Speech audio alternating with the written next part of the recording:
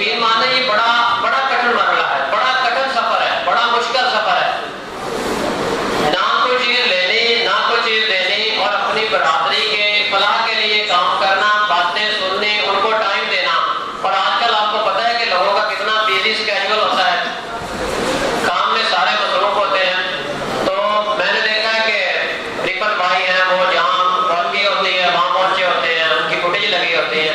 तो आई salute to you कि आप इतना काम कर रहे हैं, आप इस जगह पर जा रहे हैं।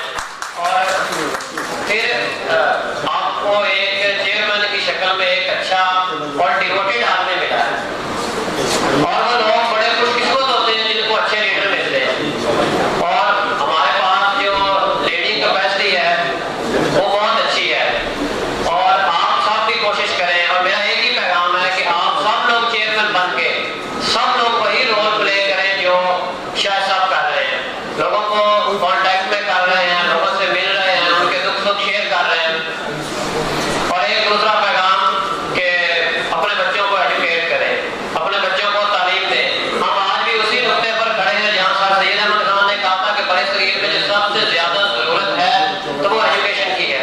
हम तभी कम्पीट कर सकते हैं, तभी मुकाबला कर सकते हैं जब हम एजुकेट हो गए, हमारे बच्चे एजुकेट हो गए, उन्हें ना होगी। इस मामले में मेरी किसी भी जगह पर आप लोगों को जरूरत हो, आपके बच्चों को जरूरत हो, किसी यूनिवर्सिटी के एडमिशन के मामले में, किसी यूनिवर्सिटी की इंफॉर्मेशन लेने के मामले में, किसी भी फील्ड में आप कोई सिलेक्शन हो रही है, आप कोई प्रॉब्लम का शिकार हैं कि कौन सा फील्ड सिलेक्ट किया जाए, कौन सा ना किया जाए, उसमें मैं बच्चों के फ्यूचर काउंसलिंग के बारे में आप सबकी पूरी मदद कर सकता हूँ। थैंक यू बहुत बहुत। जी व्यूअर्स, अगर आपने अभी तक हमारा चैनल सब्सक्राइब नहीं किया तो सब्सक्राइब कीजिए और साथ में दिए गए घंटी के बटन को ज़रूर दबाइए ताकि अपडेट्स आपको बाकायदगी से मिलती रहें।